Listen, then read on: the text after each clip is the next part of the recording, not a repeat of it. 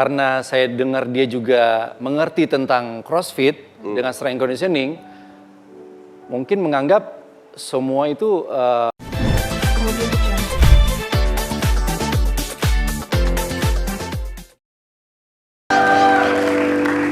Nah ini dia Akina dan juga Mas Polan, udah lama banget gak ketemu.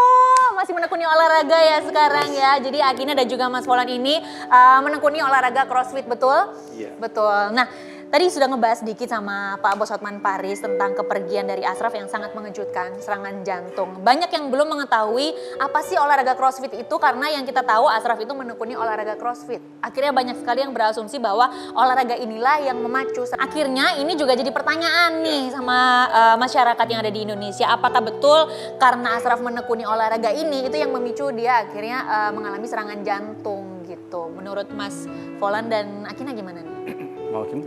Oke, kalau saya pribadi gini, sebenarnya olahraga yang apa kita tekuni itu semuanya ada resikonya. Betul. Dan ada manfaatnya.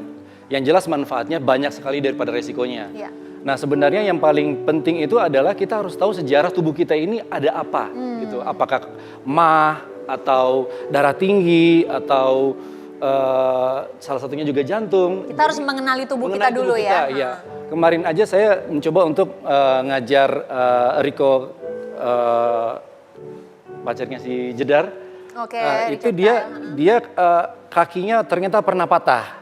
Oke. Saya bilang untuk latihan bela diri untuk tendangan kita nggak boleh yang benar-benar speed impact. Oke. Jadi harus pelan-pelan. Ya. Dan yang paling penting itu bukan serangan apapun, tendangannya lebih kencang, tapi ototnya yang kita perkuat. Tadi kan Mas Polan sempat bilang ya, sebelum kita menekuni satu olahraga kita harus mengenal tubuh kita dulu. Nah, kalau untuk olahraga yang intensitas tinggi seperti CrossFit ini, apakah dianjurkan untuk orang yang punya riwayat penyakit jantung nggak sih, atau lebih baik jangan? Kalau saya pribadi, saya justru menganjurkan, tapi dengan level yang jangan terlalu besar. Makanya setiap coach itu selalu akan nanya, gimana, sehat nggak? Semalam begadang nggak? Terakhir minum susu dan nutrisi kapan? Gitu. Maksudnya kaitannya minum susu apa sama nutrisi? Iya, karena kebanyakan orang yang datang ke tempat latihan asal latihan, terus kalau kenapa-kenapa itu kan tanggung jawabnya si pelatih. Ya. Makanya kalau saya jadi pelatih saya selalu nanya gitu untuk ngajar, pernah patah nggak? Nggak pernah. Nggak, susu sama nutrisi itu kaitannya harus minum dulu atau bagaimana? Oh, maksudnya ya setidaknya dia ada konsumsi, dia juga. Artinya harus sudah diisi sebelumnya. Ya benar, energi gitu. sudah diisi. Betul, jadi nggak boleh olahraga juga dengan perut kosong, nggak ada tenaganya Nah, kan. iya itu. Oke. Terus, Banyak orang mengatakan jangan olahraga di atas jam 9 malam seperti kejadian sama Aji Mas Said. Apa benar kalau malam itu nggak boleh olahraga karena tubuh sudah lemah? Benar nggak itu? Kalau menurut saya enggak. Kalau saya pribadi juga olahraga kebanyakan jamnya malam, start jam 8 dan thank God sampai sekarang baik-baik aja. Tapi tentunya dengan ya itu tadi yang kata Bang Polan bilang edukasi. Jadi kita harus tahu kapan badan kita itu perlu asupan, kapan badan kita perlu istirahat.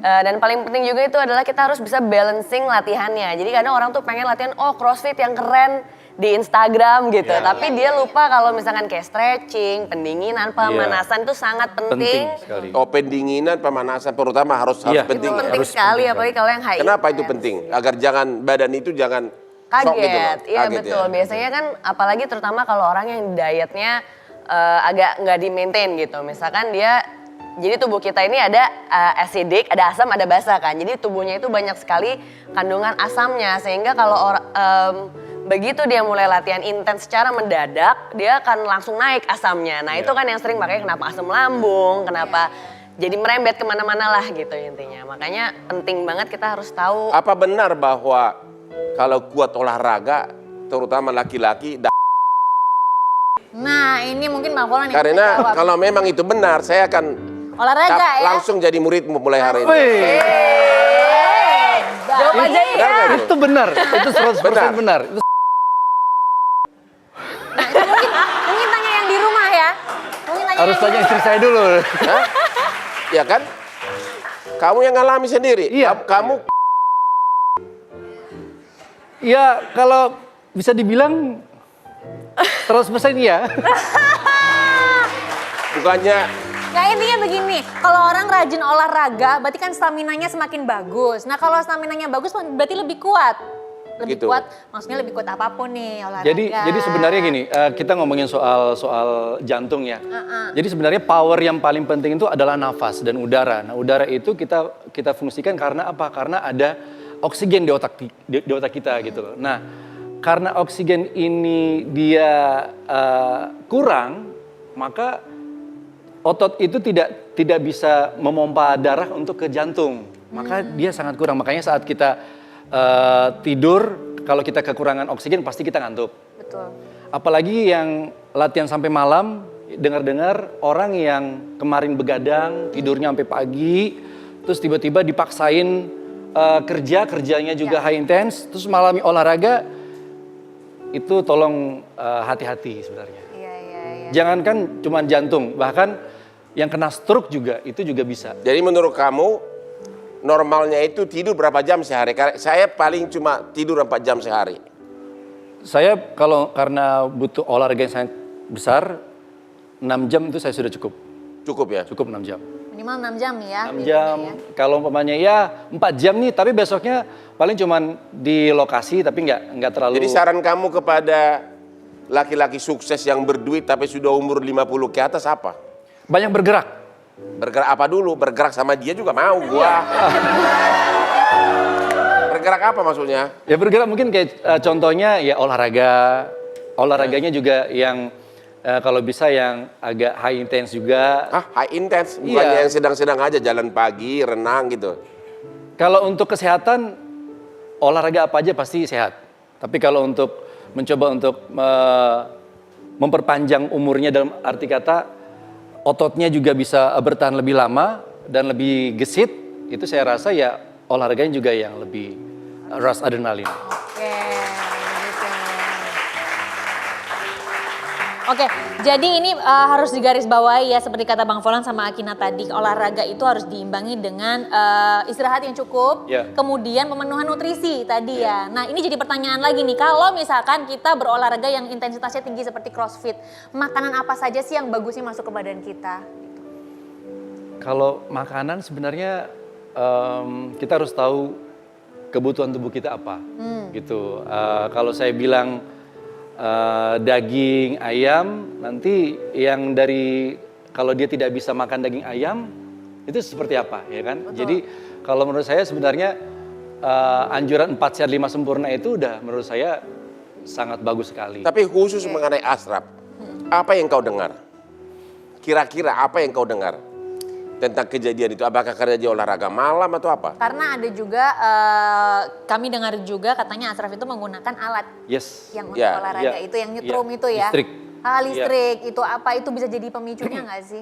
Tujuannya itu listrik kan ada 2. Yang pertama adalah dia untuk nurunin berat badan. Yang kedua, memicu jantungnya terus berdebar. Oh, oke. Nah, kalau saya pribadi, kalau umpamanya jantung saya lemah, saya tidak akan mencoba untuk ngebantu dengan alat-alat yang lain. Karena kalau umpamanya tidak ada yang ngontrol, apa yang akan terjadi kan? Betul. Jadi kalau menurut saya lebih alami itu lebih bagus. Jadi, nah yang saya dengar cuman satu, istirahat tuh harus cukup. Istirahat harus cukup. Khusus mengenai Ashraf, apa kejadian khusus yang kau dengar apa? Yang menurut kamu kira-kira gitu loh? Ya, yang saya dengar karena apalagi habis dari Amerika kan, jet lag pasti. Udah gitu besoknya bekerja dan begadang. Lusanya akhirnya olahraga. Dan olahraga juga karena saya dengar dia juga mengerti tentang CrossFit dengan strength conditioning, mungkin menganggap semua itu biasa-biasa saja gitu. Karena udah biasa Iya, ya, udah karena biasa sebelumnya gitu. udah biasa, jadi dia mengesampingkan kalau dia kurang tidur Iya, karena jet gitu. lag. Kali ini kita akan membahas lebih ke sisi psikologis dari keluarga yang ditinggalkan, karena kita tahu Ashraf ini adalah seorang public figure yang sangat dicintai oleh kita semua, dan tentunya meninggalnya menjadi sorotan media-media, dan ini apakah dampaknya ke psikologis dari keluarganya. Sudah datang malam hari ini psikolog yaitu Ibu Indah, silakan.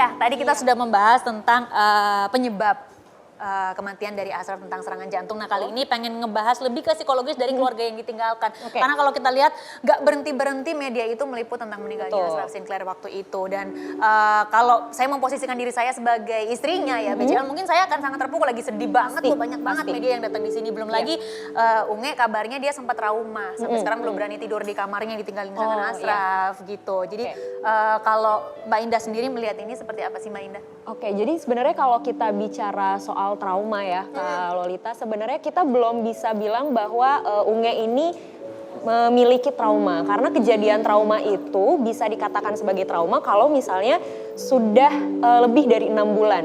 Jadi kalau misalnya efeknya masih dirasakan setelah 6 bulan kejadian, itu baru kita bisa bilang Jadi lebih trauma. tepat disebutkan sedih sekarang ini. Berduka Bersedih, mungkin berduka, lebih tepatnya, iya. Bang. Jadi kita nggak bisa bilang bahwa oh sekarang Unge ini trauma, enggak. Tapi memang ini adalah rangkaian dari rasa duka yang memang sedang dirasakan oleh yang bersangkutan. Gitu. Nah, kalau memang ini nanti setelah 6 bulan Ya. masih ada, baru itu bisa disebut dengan trauma. Baru itu ya. bisa disebut trauma. Untuk mengatasi trauma itu sendiri gimana sih? Kalau Mbak untuk Indah? mengatasi trauma yang pasti kan memang prosesnya bisa cepat bisa lambat tergantung kondisi mental tiap orang dan kejadian apa yang membuat trauma itu terjadi sebenarnya. Oke. Kalau dalam kasusnya Unge ini kan ditinggal oleh orang yang memang dekat, orang yang dicintai, apalagi secara mendadak. Iya. Yang bisa saya bilang bahwa kalau kita ditinggal secara mendadak pasti prosesnya akan lebih lama gitu. Jadi mungkin kondisi berdukanya pun akan lebih panjang dan pastinya untuk menghilangkan trauma pasti bukan proses yang mudah. Butuh support yang sangat besar dan terus-menerus pastinya dari orang terdekat, dari keluarga dan dari Ungenya sendiri juga mungkin butuh usaha yang sangat besar untuk bisa akhirnya dia mungkin tidak akan bilang bahwa dia baik-baik saja suatu hari nanti, pasti nggak mungkin dia bilang oh I'm okay gitu, enggak gitu, karena ya pasti kejadian ini akan terus diingat. Tapi gimana caranya sampai akhirnya nanti Unge siap untuk menjalankan aktivitasnya dan menyadari bahwa oh ya memang Ashraf sudah tidak ada lagi secara fisik bersama kami. Nah kita balik lagi ke kasus kematian dari Ashraf. Ya. Ini tadi, kalau tadi kan kita sudah membahas dampaknya bagi Unge. Kalau untuk Noahnya sendiri gimana? Untuk Ya. anak yang ditinggalkan oleh orang tuanya secara mendadak. Ya pasti ini berat pastinya buat anak karena mungkin anak juga di usia Noah belum tentu mengerti kenapa ini terjadi gitu. Iya. Kenapa orang tuanya bisa tiba-tiba seperti ini, hilang dan lain sebagainya. Yang memang harus kita lakukan ketika seorang anak kehilangan orang tuanya secara mendadak, sebagai orang tua kita tidak boleh menyembunyikan atau menutup-nutupi kejadian yang sebenarnya. Justru alangkah lebih baik kita cerita sama anaknya bahwa kondisinya memang ayahnya sudah tidak ada, tapi pasti secara pelan-pelan. Gak mungkin kita kasih informasi itu penuh ke anak. Gamblang gitu. Betul. Ya. Kasih pelan-pelan, sedikit demi sedikit, biarkan anak meresapi setiap kejadiannya. Biarkan anak menangis, anak marah, anak tantrum, itu nggak apa-apa. Itu justru cara anak untuk mengekspresikan emosinya dan lama-lama dia akan terbiasa dengan kejadian dan menerima bahwa ayahnya memang sudah tidak ada. Oke, baik. Nah, ada satu pertanyaan lagi, tapi sebelum saya tanya, kita lihat dulu gambar yang ada di belakang ini. Menyorot tanpa henti, mengeksploitasi tanpa empati, saat klik dan views jadi dewata, nurani pun jadi jelata. Ini juga banyak sekali naik kemarin di sosial media terkait musibah yang dialami Bunga Citra Lestari dan juga anaknya. Banyak sekali berita yang memberitakan hal tersebut. Dampaknya apa sih untuk keluarga yang ditinggalkan? Oke, sebagai masyarakat, media ataupun segala pihak yang mengetahui kejadian ini, sebenarnya kita harusnya bisa turut berempati sih sebenarnya gitu. Bukan cuman keluarga, semua pihak pasti kan turut merasakan kesedihan ya, apalagi ini kejadiannya sangat mendadak gitu. Jadi seharusnya kita bisa lebih berempati untuk setidaknya memberikan sedikit space, sedikit kesempatan bagi Unge, Noah dan juga keluarga untuk berduka dan merasakan kesedihannya dulu tanpa perlu dieksploitasi, tanpa perlu ditanya-tanya apa perasaannya. Karena dalam kondisi seperti ini secara logika sebagai manusia, kalau ditinggalkan oleh orang yang tersayang, masa sih kita tanya perasaannya gitu. Iya, karena kadang-kadang banyak Iya sekali yang kan? seperti itu ya. Iya. Bagaimana perasaannya, ya pasti sedih Ya pasti gitu. sedih gitu, ya pasti sedih, ya pasti kehilangan gitu. Bahkan mungkin ada perasaan kecewa, menyesal dan lain sebagainya. Jadi memang kalau saya pribadi inginnya sih sebenarnya menghimbau gitu untuk semua pihak sedikit memberikan ruang bagi keluarga khususnya Unge dan Noah untuk punya me time-nya mereka dulu gitu. Biarkan mereka berdoa, biarkan mereka berduka dulu dengan keluarganya juga. Oke, Oke, dan ini pelajaran juga buat kita semua ya, tidak hanya kepada seorang public figure, karena kita tahu yang meninggal adalah seorang public figure. Bukan berarti karena public figure sah-sah aja kita untuk posting, sah-sah aja kita untuk mengabadikan setiap momen pemakamannya, bukan juga. Ini berlaku untuk semua orang ketika ada kejadian seperti ini. Alangkah lebih baik kalau kita memberikan empati, kita memberikan space seperti kata Mbak Indah tadi, ruangan untuk mereka untuk berduka dan mengeluarkan emosi mereka sendiri tanpa diganggu oleh yang lain-lain gitu.